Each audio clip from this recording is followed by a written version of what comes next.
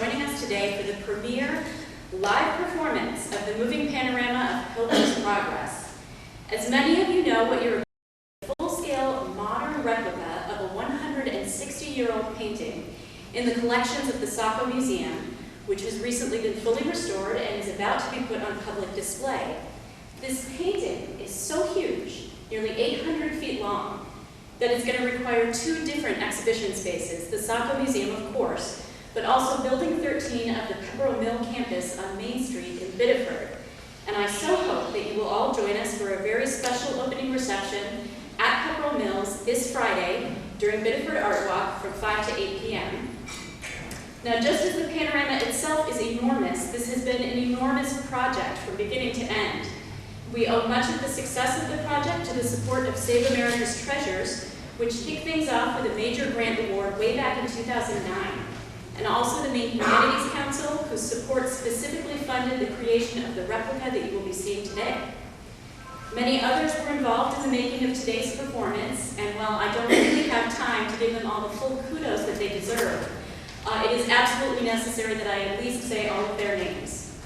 Andy Graham, Paul Glynn, Mark Marchese, Steve Kinney, and Brian Cronin from the former Portland Color, which is now a division of Design Techs, Matthew Hamilton of the Williamstown Art Conservation Center, Joshua Hurd of Encore Productions, Jeff Fleming of Ward Hill Architecture, Mark Thompson, Hallett Canvas and Sales, Hancock Lumber, Leslie Rounds, Dean Smalley, Jeff Rapsis, Camille Smalley and the Sacco Sesquibicentennial Committee, Bob Flint, Bob Hamblin, Tyler Johnson, Dick Lambert, Dick Waller, Rick Michaud, Janet Morelli, Nancy Tripp, many other poor, unfortunate City of Sacco employees who got roped into helping us during the course of their regular workday. And then finally, the person who has shown so much commitment to this project that it's possible at this point that we will need to actually have him committed. The man behind the panorama, literally, our own City of Sacco Director of Planning and Economic Development, our resident panorama scholar, and our esteemed Dyer Library and Sacco Museum trustee, Peter Morelli. Let's give him a hand.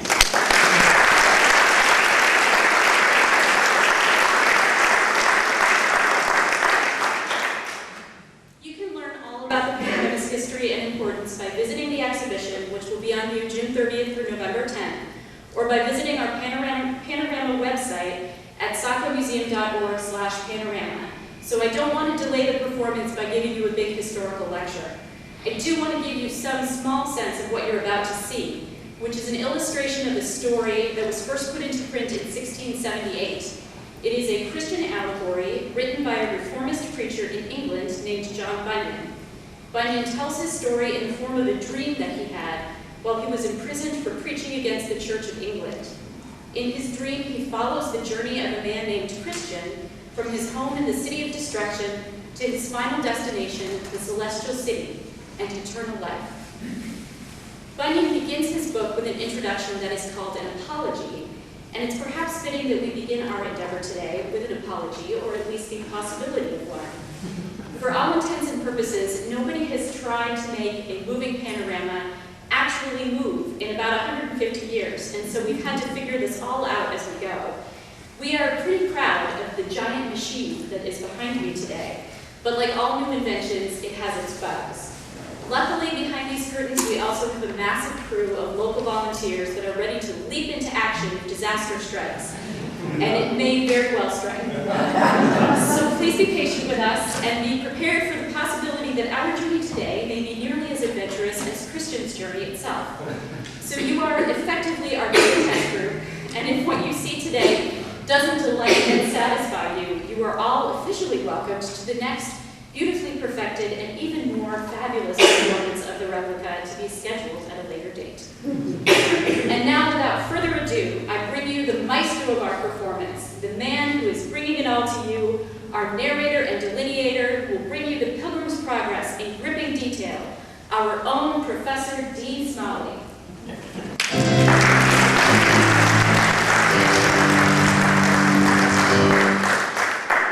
Ladies and gentlemen, boys and girls, we propose to give you at this time the finest in artistic sense, and probably the most remarkable and original exhibition of panoramic theater ever produced. It is a representation of Pilgrim's Progress, after Bunyan's allegory, from the pencils of some of our finest American painters. The moving panorama is one of the modern inventions of our labor-saving time, providing a new and easy way for this pleasant book to reach the brain with music and pleasure and without leaf-turning and study. Here, we give you Pilgrim's Progress in a continuous picture, taking you from the city of destruction to the celestial city, conveying the whole spirit and meaning of Bunyan's book in an admirable series of paintings passing before the eye like a dream.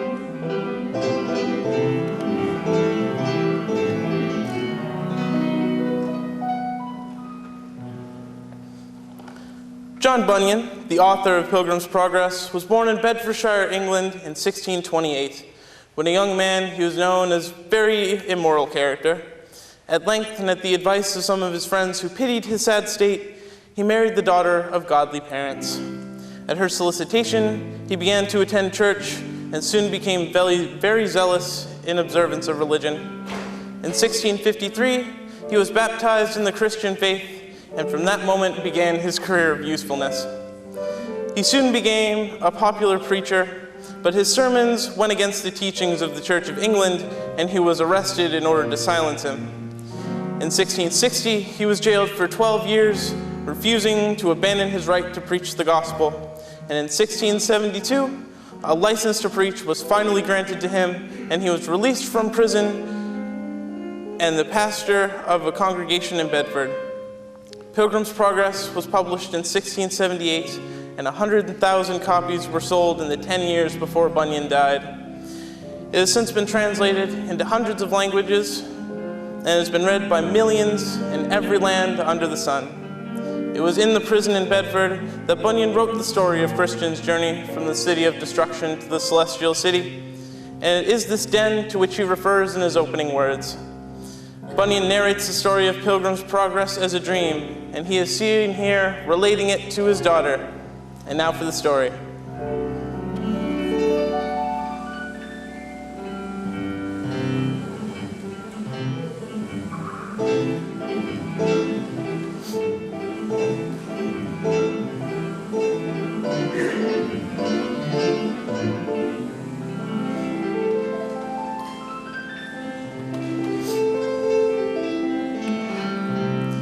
In Bunyan's own words, "As I walked through the wilderness of this world, I lighted on a certain place where was a den, and I laid me down in that place to sleep, and as I slept, I dreamt a dream."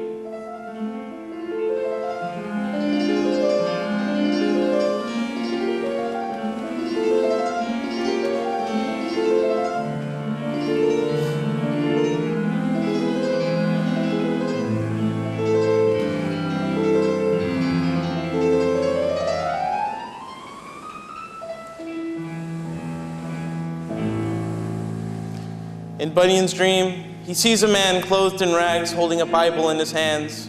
The man opens the book and reads, and he perceives that the city of destruction which he lives will be burned with the fire from heaven, and by which he and his family shall come to miserable ruin unless some way of escape is found. And as he reads, he bursts out crying, "What shall I do to be saved?"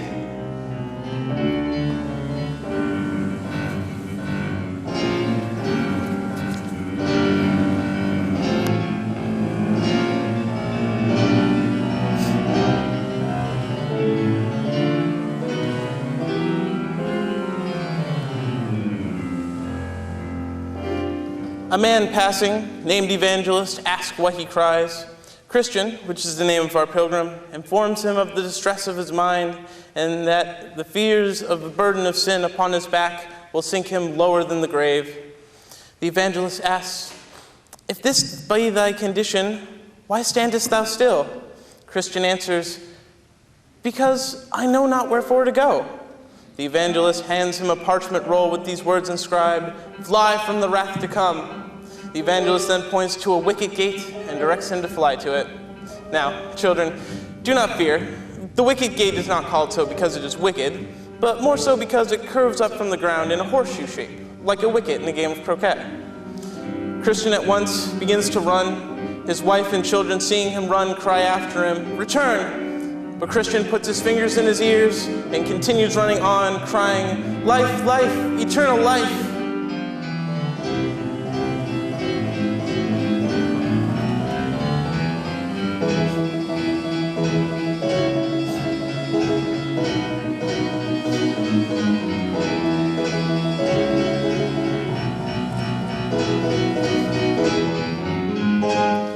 As Christian runs toward the wicket gate, he persuades one of his neighbors, Pliable, to go with him, although the other neighbor, named Obstinate, turns back.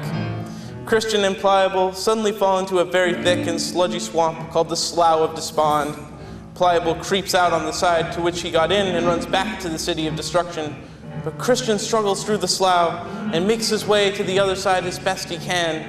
When he is nearly exhausted, a man named Help outstretches his hand and assists him to the shore and bids him to continue on his journey.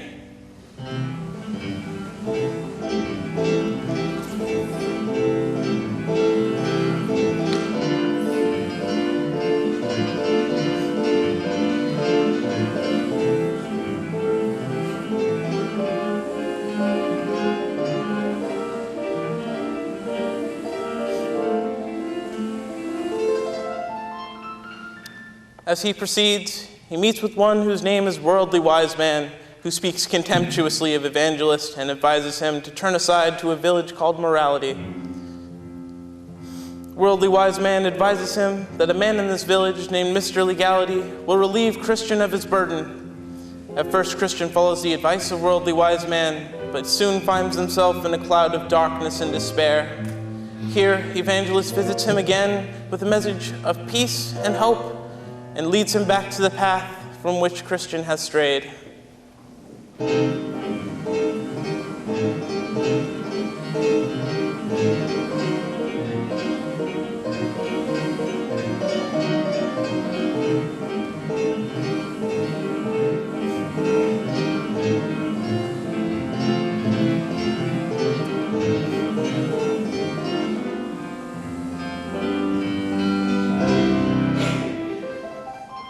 And so going on with haste, and in the process of time, Christian gets to the wicket gate over which is written, "Knock, and it shall be opened unto you."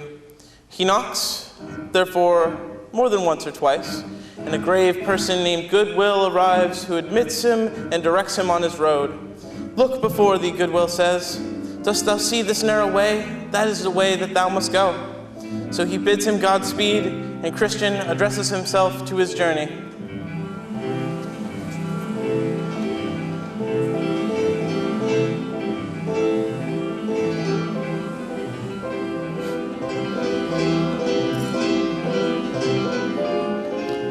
We now see Christian going on toward the house of the interpreter, where he is to be instructed on the ways of the path to which he has recently committed himself. He knocks for admission and is cordially received by the interpreter.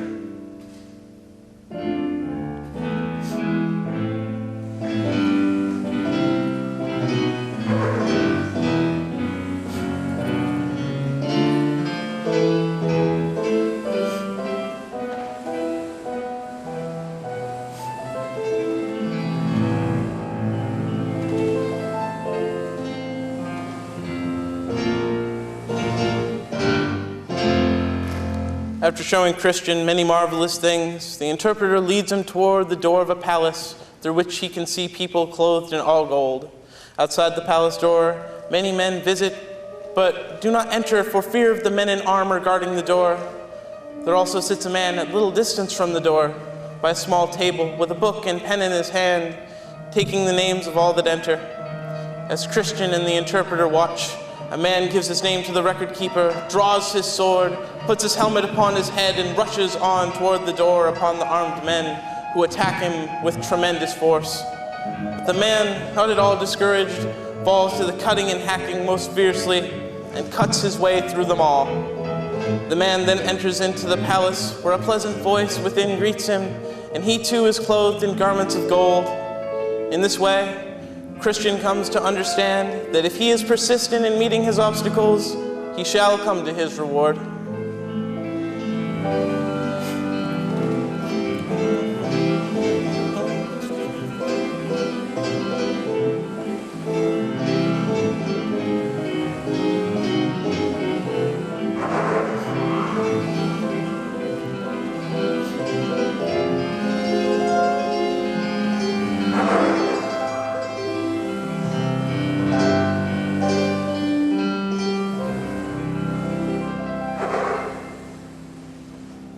Thus, encouraged and instructed by a stay at the interpreter's house, Christian continues on his journey until he arrives at a highway road, which is fenced in on either side by a wall called salvation.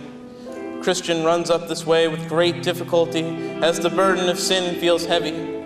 Soon he comes to a place that ascends a little, upon which stands a cross, and a little below that a sepulchre.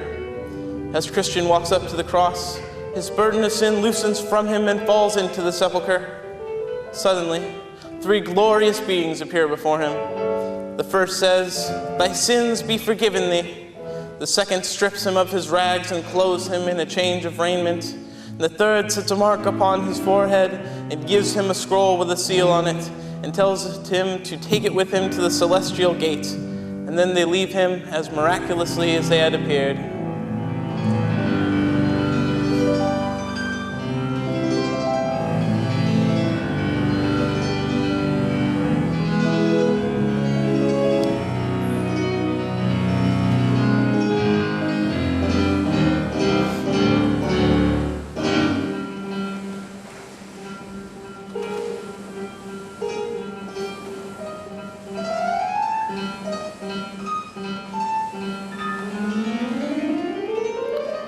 Christian goes on until he comes to the foot of a hill, which is called Difficulty. Christian perceives that this narrow path proceeds straight up the hillside. He therefore begins to climb the hill, where he falls clambering on his hands and knees. About midway to the top, Christian sits down to rest at a pleasant arbor made by the Lord of the Hill for the refreshing of weary travelers. But he soon falls into a fast sleep. He is awakened by a visitor who criticizes him for his laziness, saying, "Go to the ant, thou sluggard. Consider her ways and be wise." With that, Christian speeds on his way and soon comes to the top of the hill, where he chastises himself for sleeping during the day and being compelled to travel by night.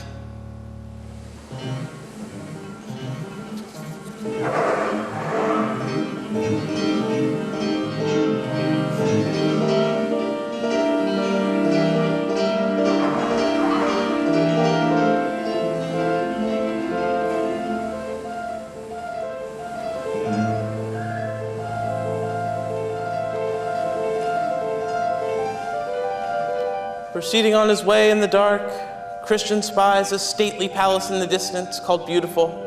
He presses forward so that if possible he may seek lodging there. Looking narrowly before him as he goes, he spies 2 lions in the way. See how the lions' eyes gleam in the darkness. But he sees that they are chained, and the narrow path passes safely between them. So he passes them trembling, and he hears them roar, but they do him no harm.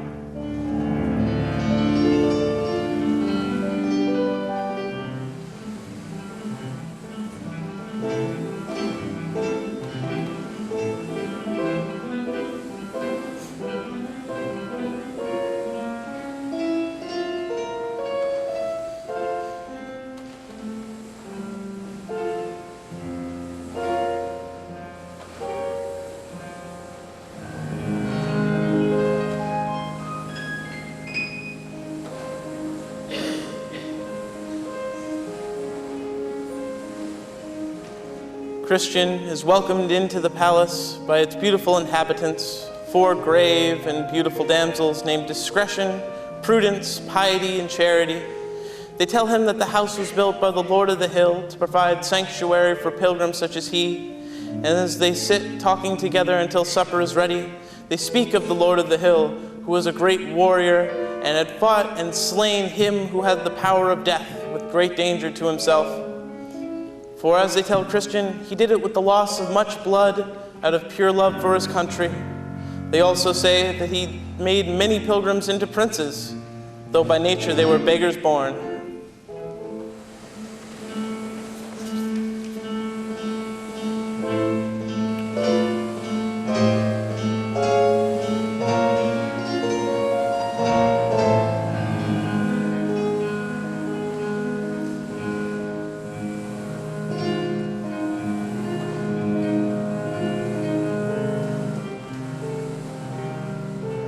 After a stay of 3 days, Christian desires to proceed on his journey, and the sisters first take him to the armory and provide him with a suit of armor that he may be able to stand the various attacks that be made upon him. They persuade him to stay until the next day, also promising to show him the delectable mountains, which are nearer to the celestial city than any place he has traveled thus far.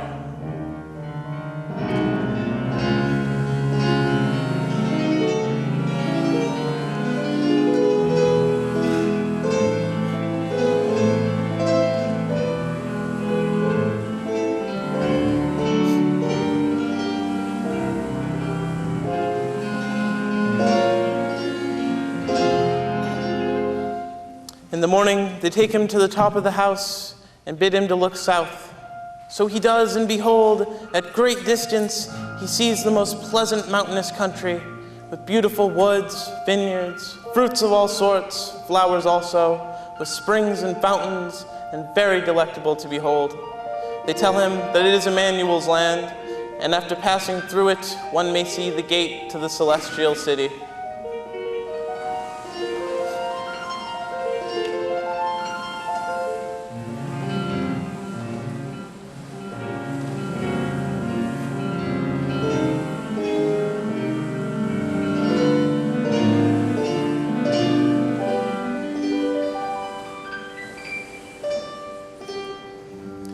Then he begins to go forward, and the four sisters accompany him down to the foot of the hill. Then Christian says, as it is difficult coming up, so far as I can see, it is dangerous going down. Yes, replies Prudence, so it is, for it is hard matter for a man to go down into the valley of humiliation. Delivering him safely to the valley, the sisters give him a loaf of bread, a bottle of wine, and a cluster of raisins, and he goes on his way.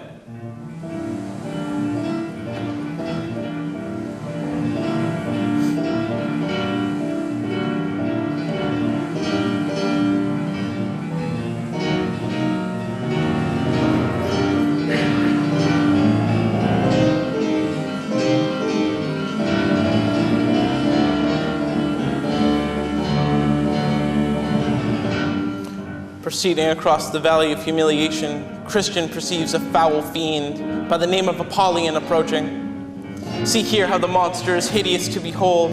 He is clothed with the scales of a fish. He has wings like a dragon and feet like a bear, and his mouth is the mouth of a lion. Apollyon begins to question Christian. Getting enraged, he hurls a fiery dart at Christian, and then another, and another. A dreadful struggle ensues. And at last, Christian gives Apollyon a deadly thrust from his sword, and the monster flies away with a dreadful roar.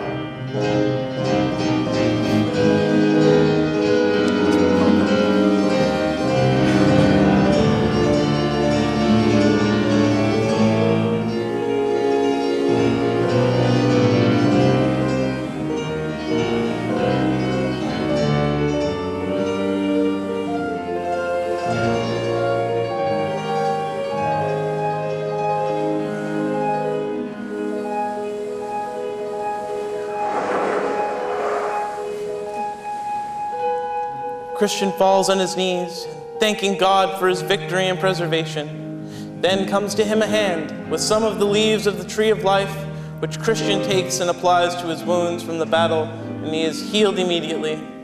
He also sits to eat some of the bread and drink from the bottle from which the sisters of the Palace Beautiful had given him little before. So being refreshed, he continues on his journey with his sword drawn in his hand.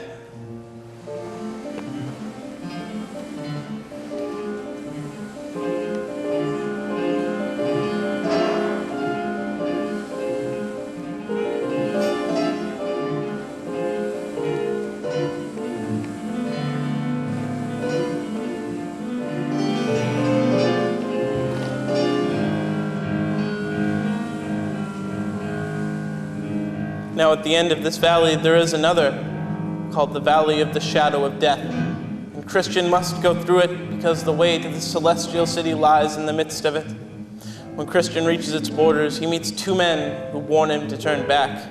They tell him that the valley is dark as pitch, with hobgoblins, satyrs, and dragons in a pit. They also describe the continual howling and yelling of people in unutterable misery bound in irons. And over the valley hangs a cloud of confusion, and that the wings of death are always spread over it. All that they describe is terrifyingly represented in the scene by master illustrator Henry Courtney Sellis. But Christian will not be dissuaded from his path. As he enters the valley, he perceives that indeed the path is exceedingly narrow, and with the pit, just as the men described it on one side and the quagmire on the other. See how the demons and tortured souls crowd Christian from every side. In due time, he sees the yawning of the mouth of hell itself, which seems to block his way, and he is overcome with fear and confusion, for he does not know how to continue.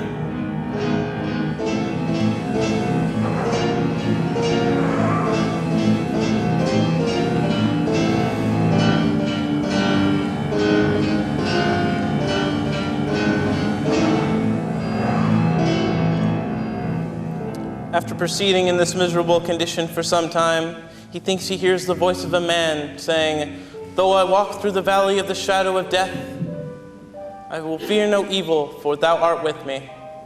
These words give Christian hope to proceed along his path, and by the day breaks, turning the shadow of death into morning.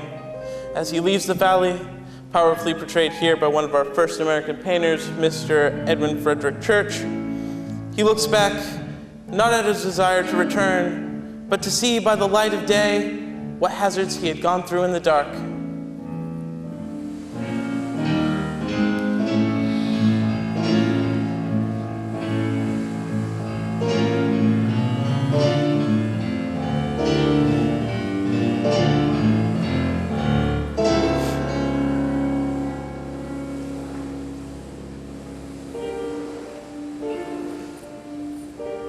In the daylight, Christian comes to the end of the valley, and here he sees the blood, bones, ashes, and mangled bodies of the pilgrims that had come this way before him.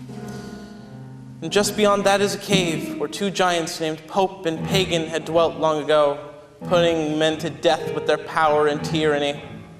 But Christian passes by this way without much danger, since the giant Pagan died long ago, and the other had become so crazy and stiff in his joints that he can do little more than sit at the mouth of the cave's entrance, grinning at pilgrims that go by and biting his nails because he cannot get at them.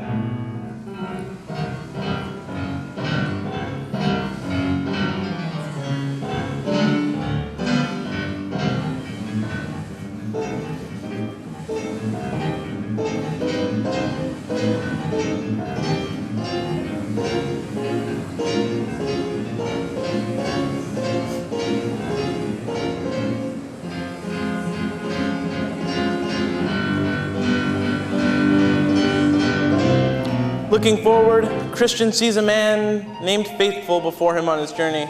"Oh," Christian says, "I know him. He is my townsman and my near neighbor."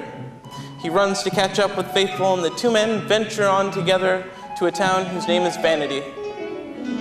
At the town, there is a fair called Vanity Fair, where there are pleasures and delights of all sorts, as well as jugglers, cheats, games, plays, fools, apes, and knaves and rogues.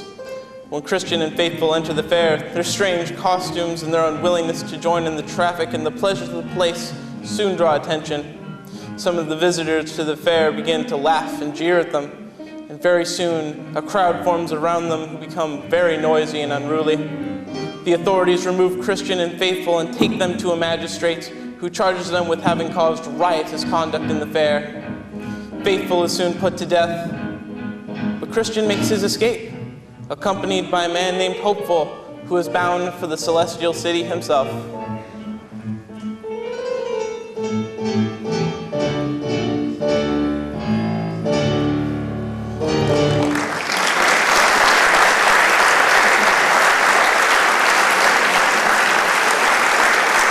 And now, as we close the curtain on our first act of our panorama of Pilgrim's Progress, we have prepared for you today such an expansive entertainment that we are required to pause in order to change reels in order to present you with the rest of our hero Christian's tale. Please enjoy the musical talents of our celebrated musician, Jeff Rapsis. And feel free to walk about Saco's historic City Hall auditorium before joining us here in about 15 minutes for the remainder of our moving panorama of Pilgrim's Progress in living color. Thank you.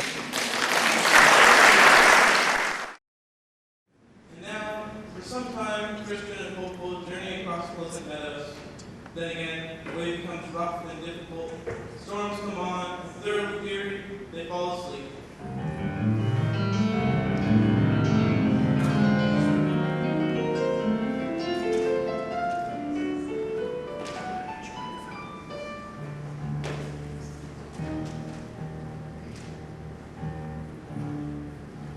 Not far from the place where they lie, there is a castle called Doubting Castle, the owner of which is a giant named Despair.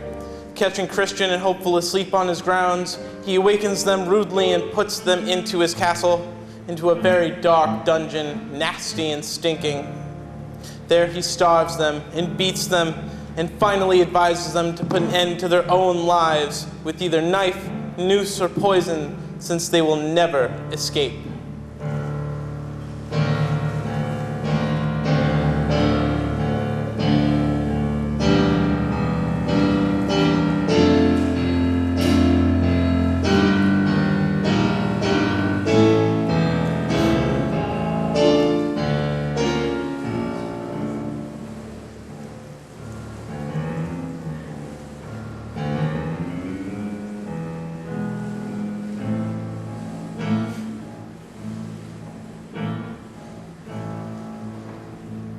Left to ponder this, Christian and Hopeful pray and discuss what to do. Then suddenly, Christian remembers that he has a key in his pocket called Promise, and that he is certain that it will open any door in Doubting Castle. Trying it, the pilgrims unlock the doors and escape.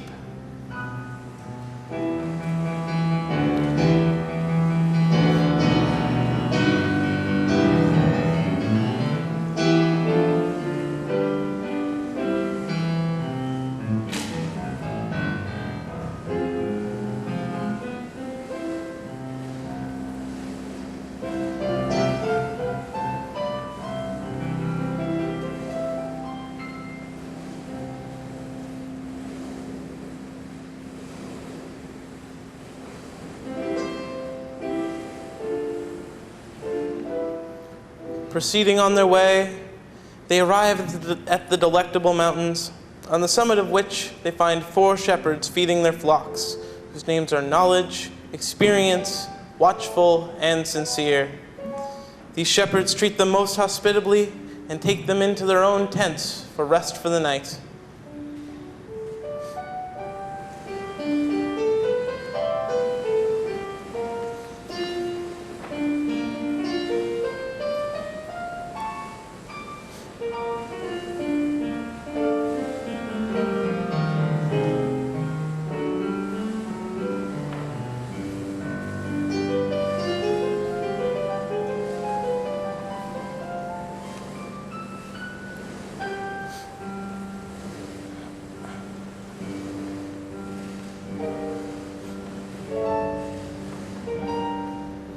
In this thought-provoking scene, inspired by the illustrations of Henry Courtney Sellis, we see that the next morning, the shepherds bring Christian and Hopeful to the top of a hill called Error, which is very steep on the furthest side, and bid them to look down. They see several men dashed all to pieces from a fall they had from the top.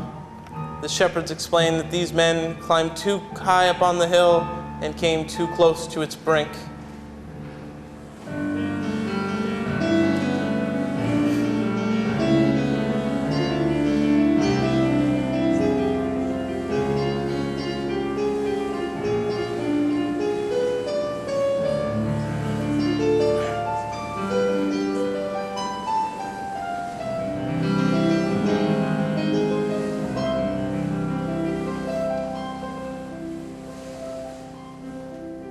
By this time, the pilgrims desire to go forward, and so they walk with the shepherds toward the end of the mountains.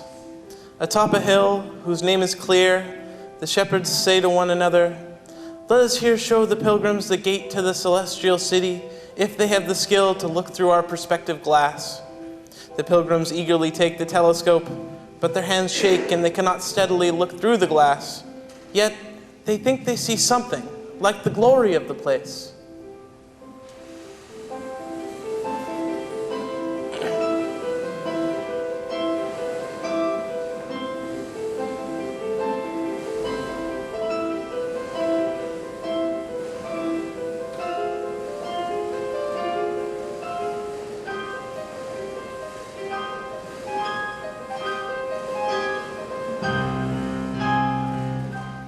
And here, in another scene designed by Celis, we see that they proceed a little way and enter into a very dark lane. There they meet a man whom 7 devils had bound with 7 strong cords and are carrying him away.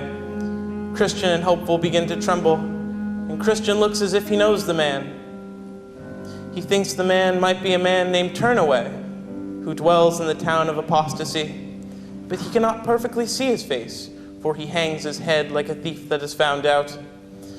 As the man is carried away, Hopeful looks after him and spies on his back a piece of paper with the inscription, "Wanton Professor and Damnable Apostate."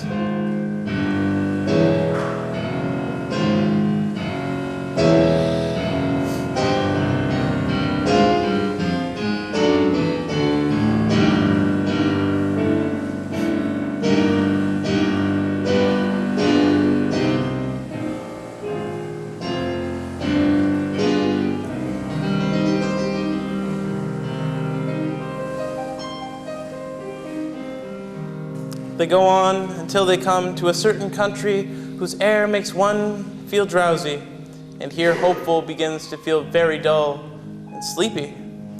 But the shepherds had warned them to beware of the enchanted ground and not to sleep there. So Christian tells Hopeful, "Let us not sleep as do the others. Let us watch and be sober."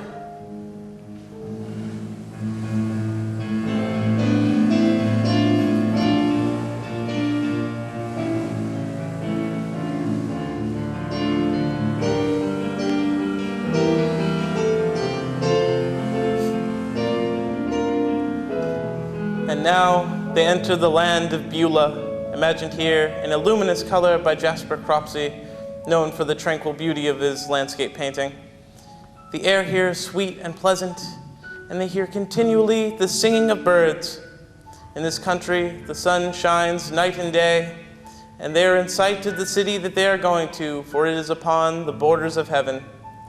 As they go on, they see that between them and the city is a river, but there is no bridge to go over, and the river is very deep, and they perceive that they must go through the river to come to the gate of the celestial city.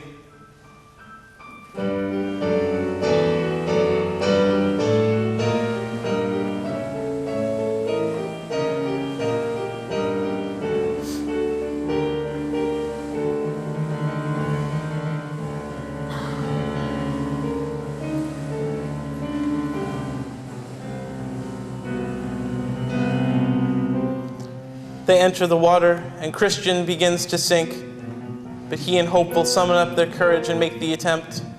After much fear and anxiety, they reach the opposite shore, where they find themselves in a most beautiful country. 2 angels, bright and shining with glory, escort them to the gates of the celestial city. A glorious company of angels welcomes them into the city, dresses them in raiments that shine with glory, and gives them a golden crown and a harp, and they forever sing praises to the King of the glorious city, whose streets are paved with gold.